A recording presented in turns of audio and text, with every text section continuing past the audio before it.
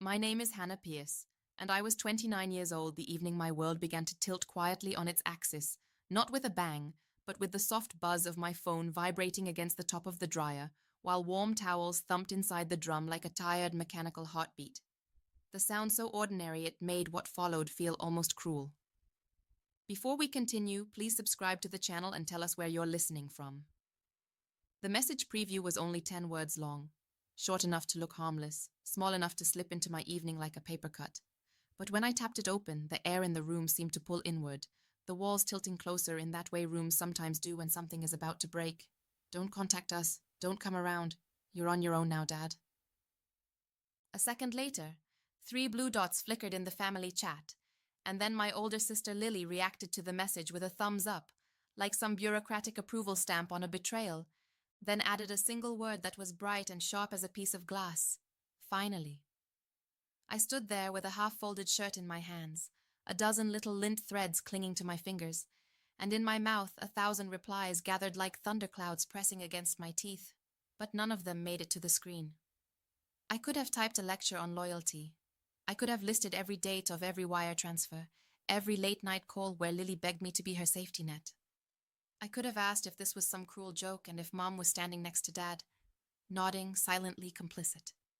Instead, my thumbs moved with a steadiness that wasn't really mine. Perfect. I'll cancel the auto payments first thing tomorrow. The message sent with that small whoosh sound that's too gentle for the weight it carries. For a breath, the laundry room was quiet except for the slow heartbeat of the dryer, and then the shift came. Not in the air, but in the thread itself. The 3 typing dots reappeared, jittered like a nervous pulse, disappeared, returned, disappeared again. And then the quiet shattered under the piercing chorus of incoming calls. Missed calls stacked over each other in sharp digital columns. Mom, Hannah, what is this? What are you doing? Dad, what kind of daughter talks to her family like that? Lily, are you seriously threatening us over Wi-Fi? Threatening.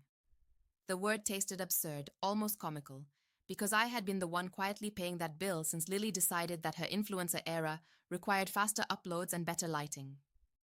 As if the house didn't run because my salary silently pumped electricity and water through it.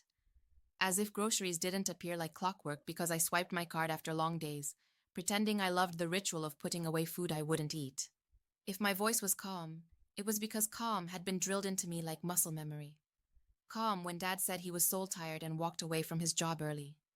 Calm when Mom announced she was quitting because she deserved peace. Calm when Lily called at 11:57 p.m. in tears, whispering about rent she couldn't pay. Calm when December came and I quietly covered the property taxes as a gift, because who wants to talk about liens over eggnog? Calm is the mask you wear when the fire is always threatening to start. I placed my phone face down on the dryer, its buzz now a single low drone, and stared at the scratched linoleum floor until everything blurred at the edges. In the next room, the kettle clicked off.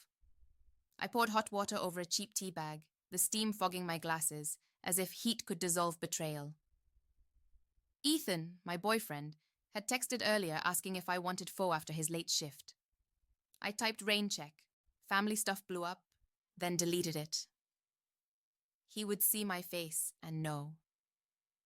Ethan was good at 2 things my parents never mastered, showing up and shutting up, and I knew I would need both from him soon. The night stretched on with the rhythm of a bad song. Fold, buzz, ignore. Fold, buzz, ignore. The messages shifted tone like a choir under a panicked conductor, outrage to disbelief, to pleading and back again. Around midnight, Mom sent a long message about sacrifice, about everything she'd supposedly given. Lily sent a breathy, sharp-edged voice note accusing me of financial abuse, as though the $300 a month I sent to keep her from defaulting on her lease had been cruelty. At 1:23 a.m., the word traitor arrived, naked and unoriginal. I muted the thread, brushed my teeth in silence, and sat at the edge of my bed, staring up at the ceiling. The scent of artificial lavender hung in the air, fabric softener I'd chosen because it reminded me of clean beginnings. But I didn't feel clean. I felt cracked open. 3 days earlier, at a diner my grandfather liked because he said, "The coffee's honest," He'd pressed his palm over the bill just as I was about to slide my card inside. That simple gesture, solid and warm, cracked something loose. The words came out of me in a single unstoppable rush. The bills, the auto payments, the unpaid taxes, the grocery runs, the late-night bailouts, the endless family debts that never seemed to count as favors. Grandpa Will listened the way shorelines listen to tides, steady, patient, unmoving. When I ran out of breath, he stirred his coffee and said only 4 words. Stop, not slow down, stop. I laughed, because I always laugh when something scares me, but he didn't. It's not punishment, he said softly, like someone stating a fact carved into stone. It's the truth catching up. I didn't need to ask what he meant by truth. I had lived inside it for years. That night, lying in the dark, I knew something in the old shape of our family had already begun to die. Maybe it had been dying for a long time and I had just finally stopped pretending to keep it alive. When my alarm buzzed at 6 the next morning, that sound I normally half sleep through and hit twice before moving, something inside me was already awake. A taut, quiet certainty humming beneath my ribs. Before I even touched the screen, another vibration cut through the grey light of dawn, and this one carried no hesitation. Grandpa, come over. His voice on the line was gravelly and unshakable. Bring your calm face, he said, and though my hands were cold, the words settled like a weight on steady ground. Outside, the pre-dawn sky hung heavy, bruise-coloured and low. The streets empty except for the familiar bakery with the tilted sign and the park where Dad had once let go of my bicycle too soon. The nostalgia didn't soften me this time. It only made the line between then and now sharper. Grandpa's house smelled like black coffee and furniture polish, the kind of smell that belonged to someone who still believed in finishing what you started. The kitchen table was set for 2, mugs, toast, and a manila folder thick enough to make my stomach tilt. He slid it toward me without preamble. History, he said simply, and a way out. The folder held a property deed, real, official, dated far earlier than Lily's influencer ambitions. The house I'd grown up in, the house they now treated as their kingdom. And there it was, in stark serif type, owner of record, William Arthur Pierce, Grandpa. They never owned it, he said. The words soft but final, like a gavel landing on old wood. Not for one day.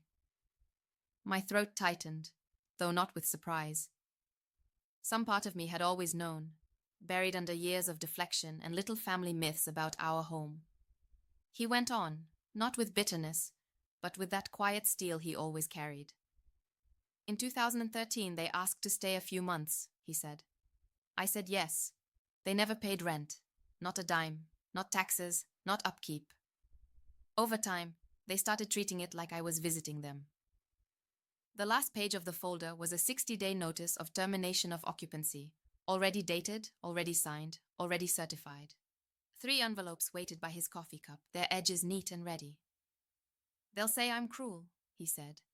They'll say you made me do it. I didn't, I whispered, though a tremor ran down my arm anyway. You didn't, he agreed, covering my hand with his large, calloused one. But they'll hate you for proving it was never gratitude. It was hunger. The word hunger landed like a stone in my chest.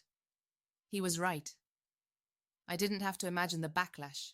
I'd already tasted the edge of it the night before. At 9 a.m., the letters were sealed, stamped, and carried out through the same postal system that had once delivered birthday cards and holiday platitudes. By the time I drove back toward my apartment, my phone already held 23 missed calls. That evening, number 24 lit the screen. Lily. I didn't answer. Instead, a preview flared up, neat as a dagger. Lily, are you proud of yourself? Mom's crying, Dad's pacing. You made Grandpa do this, didn't you? I placed the phone face down again, just as I had the night before, and opened Instagram almost absently. The first story in my feed was hers. A blurry photo of the house, 3 crying emojis, a caption that read, "We're being thrown out of our own home like garbage." The sound that escaped me was something between a laugh and a sharp exhale, too tired to be either. By 7 p.m., the phone started ringing again, but now it wasn't them. It was everyone else. Aunt Julie first. Her voice stretched, thin and sugary, the kind people use when they think they're about to fix something. "Honey," she said, "your mom says she's being evicted. Surely this is a misunderstanding." "No misunderstanding," I answered, steady. "Grandpa owns the house. They've lived there rent-free for 12 years. I've covered their bills." There was a pause. A clean, quiet pause that sounded almost like recognition. Then, a soft, almost embarrassed, "Oh." Uncle Tom's text came later. Not surprised. Megan sent nothing but a sad face emoji, which, in the world of my family, was practically a declaration of war neutrality. But online, the story was no longer mine to control. Lily's caption was shared and reshared like a wildfire, smoldering with carefully crafted pain. "Can't believe people treat their parents like this. Money makes monsters. She's evil." No one mentioned the mortgage-free years. No one mentioned the utilities. No one mentioned me. The next morning, Grandpa stirred sugar into his coffee and said only, "They want sympathy. It's cheaper than rent." I wanted to scream my truth, throw screenshots into the void, list every receipt, but he just shook his head. "Don't defend yourself online," he said. "The truth doesn't need your comments, it just needs time." At 2:17 that afternoon, Dad sent me 3 words. "You did this." I stared at the screen, then locked it without replying. Sometimes silence is the only sentence that matters. Ethan showed up that night with takeout, didn't ask questions, just handed me chopsticks and said, "Eat. You look like you're running on fumes." His presence was quiet but solid, like the opposite of the house I grew up in, where every small kindness came with a hook. The next day, the real wave hit. My cousin texted me a screenshot of Mom's Facebook post. "After decades of sacrifice, we've been betrayed by someone we loved. We're being forced out of our home. Please respect our privacy while we figure out how to survive this." The comments scrolled down like ash. Heartbroken, disgusting, inhuman.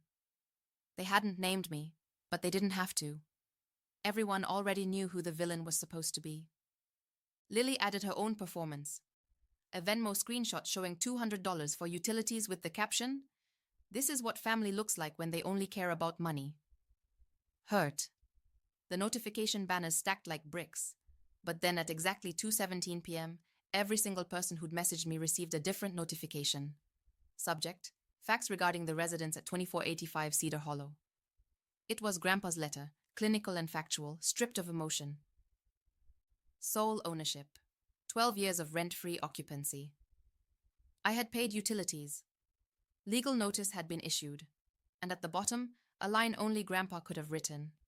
Being family does not exempt anyone from responsibility. By nightfall, the comment sections began to thin. Sympathy faces disappeared. A few quietly switched sides. Some went silent. And silence in families like ours is as good as an admission. But Mom wasn't finished. On Sunday, she turned to the last stage she still owned. Church. She stood during prayer requests, voice shaking in the carefully measured way she'd mastered, telling the congregation how her children had turned against her, how she'd been betrayed in her own home. By afternoon, Mrs. Allen, my old Sunday school teacher, called Grandpa, her voice hesitant but curious. He answered with the same calm he'd shown me at the diner, spoke slowly, cleanly, offered facts. No pleading, no justification, just truth. "They'll keep playing the victim," he said to me later, pouring himself another cup of coffee, "until the audience leaves." That night I lay in bed staring at the ceiling again. But this time it didn't feel like suffocation. It felt like a stage being dismantled, board by board, spotlight by spotlight, until there was nothing left for them to stand on but the truth they'd spent years avoiding. The message that would rip the last layer off their performance arrived quietly on a Tuesday evening, sliding into my inbox like it belonged there, just a polite knock from the past. The name on the request barely registered at first. Adam Reed, a soft echo from sophomore biology, a boy who once borrowed my notes and never gave them back. But his words made my thumb freeze mid-scroll. Hey Hannah, this might sound weird, but I think I stayed at your parents' house through Airbnb back in March. Recognized the kitchen from your sister's stories. For a long second, my brain didn't stitch the sentence together. Then it did, and the meaning settled like a cold hand on the back of my neck. My parents didn't own the house. Grandpa did, which meant they were renting out someone else's property without permission. I typed back with a careful, slow precision that came from years of swallowing my first reaction. Are you sure it was them? His reply was fast, almost eager. Yeah, it was listed as Cedar Hollow Retreat. Host name Lily Grace. Looked exactly like your family home. Same maple tree, same porch. I can send screenshots if you want. He did, and as the images came through one after another, I felt the ground tilt in that way it does, when something clicks into place so completely it's terrifying. The living room I'd grown up in, rearranged like a magazine spread. A chalkboard by the stairs. Stay cozy. A welcome basket on the coffee table. A note in Mom's handwriting. Thank you for choosing Cedar Hollow Retreat. I called Grandpa immediately. He didn't interrupt me. He just listened until I was done, then said, with that bone-deep steadiness, go get the guest book. What guest book? I asked, though I already knew. There's always a guest book, he said flatly. People who like pretending they own things love to show off their hospitality. Tell them you're picking up old boxes or something. You'll find it. The next morning, I drove to the house I'd once believed was home, pulling up to the same uneven curb I'd memorized as a child. The porch light still glowed its amber tint. The doorbell leaned slightly left, as always. Lily opened the door, her mascara smudged and her eyes puffy, a performance of fragility that might once have worked on me. Not anymore. What do you want? She snapped, the edge brittle. I left some things in the basement, I said evenly. Just need to grab them. She hesitated, then stepped aside with a scoff. Make it quick. Mom's upstairs. Inside, the house didn't smell like a home anymore.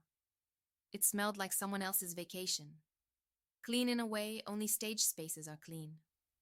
Overly perfumed, artificially calm, like the truth had been swept into a corner and sprayed with air freshener. Little touches everywhere. Folded towels, a laminated Wi-Fi password card, Cedar 2023, a chalkboard sign with looping white letters, welcome guests. I went down to the basement, the same basement where I used to fold laundry on Sunday afternoons while listening to Lily's music bleed through the floorboards. Now it was staged like a rental suite. String lights, a shelf with folded linens, a tiny sign that read, relax and recharge. Behind the washing machine, half hidden under a box of cleaning supplies, was exactly what Grandpa had predicted. A small decorative chest labeled supplies and notes. Inside was everything. Laminated Airbnb welcome cards, printed guest reviews, screenshots of listings, and a spiral-bound guest book filled with cheerful handwriting. Thank you for the lovely stay. Loved the maple tree view. 5 stars for Lily and her sweet family. Names, dates, payment references. March, April, June. They hadn't done this once or twice. They'd built an entire routine, a hidden economy inside the walls they didn't own. I took photos of every page. My pulse loud in my ears, the air thick with a kind of clarity that burned. I put everything back the way I found it, walked out without looking at Lily again, and didn't breathe properly until I was back in my car. By evening, the evidence sat neatly stacked on Grandpa's kitchen table. He flipped through the pages slowly, his fingers steady, his jaw tightening only slightly. They turned my house into a motel, he said softly, and the softness was worse than shouting. Then he called his lawyer. With proof of unauthorized subletting, the eviction moved from slow inevitability to fast precision. Legal wheels turned quietly but relentlessly. But my parents didn't panic. They adapted. They were good at that. They always had been. Within days, whispers spread through the church, through extended family, through the sticky little grapevine they'd always used to their advantage. Mom told anyone who would listen that Grandpa was confused, that I'd manipulated him into signing legal papers he didn't understand. Lily told her followers she suspected forgery. Dad wandered around the neighborhood shaking his head, saying, "We're trying to get legal help. My father's confused. Hannah's behind all this." But Grandpa wasn't the kind of man who fought with noise. He fought with fact. He invited 4 of his oldest friends, the kind who had known him since high school, who had seen the world shift but never their loyalty, for coffee. He handed each of them a thick folder: the property deed, the guest book photos, screenshots of Airbnb listings, and a notarized letter from his doctor attesting to his mental clarity. "This is what's real," he said.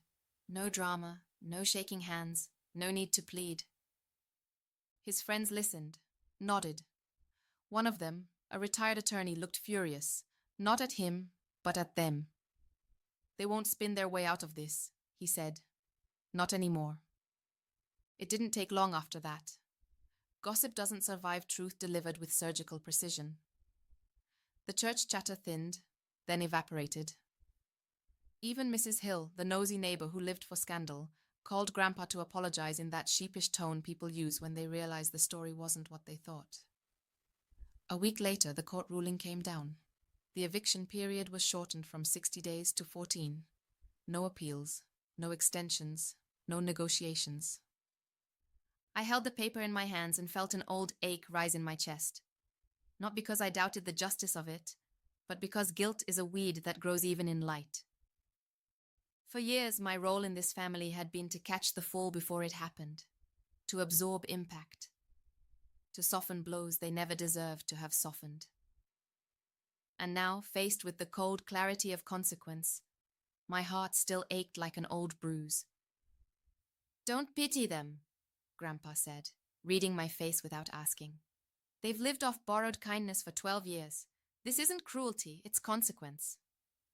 I nodded, but guilt isn't something that listens easily. It lingers like smoke even after the fire's out. That night, Ethan found me sitting on the couch with my laptop open to Lily's Instagram. She was standing in front of the house in her latest post, hand to her heart, tears on cue, captioned, "No matter where life takes us, this will always be home. Love wins." "They're acting," Ethan said quietly. "They always are," I whispered. And the truth of it landed heavy but clean. A week later, Grandpa called me at 8:00 in the morning. "They're packing," he said. "The neighbors saw boxes." I stared at the sunlight streaking across my floorboards. "Do you need me to come?" "No," he said simply. "They need to do this alone." The day they left, the street was quiet in that strange way. Places fall silent after too much has been said. The maple out front swayed lazily. The porch was bare, and even the welcome mat looked exhausted. Grandpa's voice came steady over the phone. "They're moving the last boxes. It's almost done." I parked down the street, unwilling to make their exit a spectacle. Lily's SUV brimmed with ring lights and fake wood signs. Mom stood at the steps, hair pulled into her practiced bun. Dad lifted boxes like a martyr. None of them looked at me, and I preferred it that way. Lily cracked first. "Are you happy now?" she spat.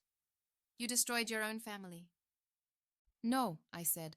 "I just stopped paying for it." Mom's voice trembled on cue.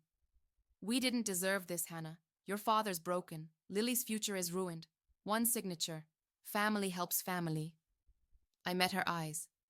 "I did help. For 12 years. You just forgot it wasn't my job." Dad's tone was hard, detached. "Your grandfather won't live forever. Don't expect to be welcomed back." "I'm not the one leaving," I said. By noon, the house was empty. The door creaked like it was finally exhaling. Grandpa picked up the key. "They never really held it," he said. "You didn't burn it down. You just stopped holding it up."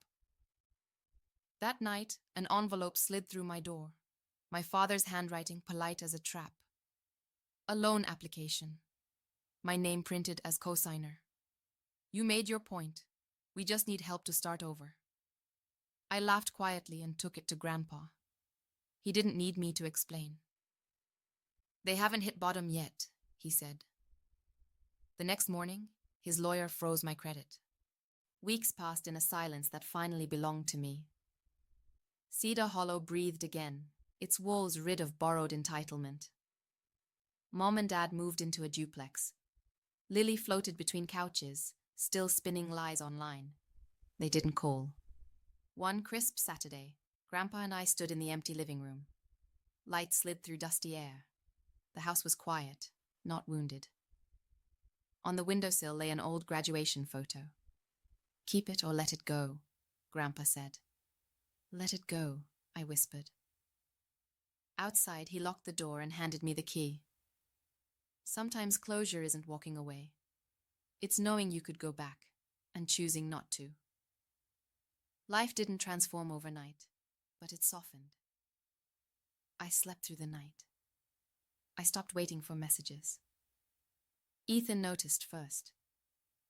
"You look lighter," he said. "I stopped carrying other people's weight," I replied. Months later, a notification blinked across my screen. Credit application denied. Applicant: Gregory Pierce. I exhaled. Some endings don't need fireworks. They just need a door to stay shut. Some people don't break your boundaries, I whispered to the night. They pretend they never existed. You don't owe them another chance. The wind rose soft and clean. The silence wasn't heavy anymore. It was mine.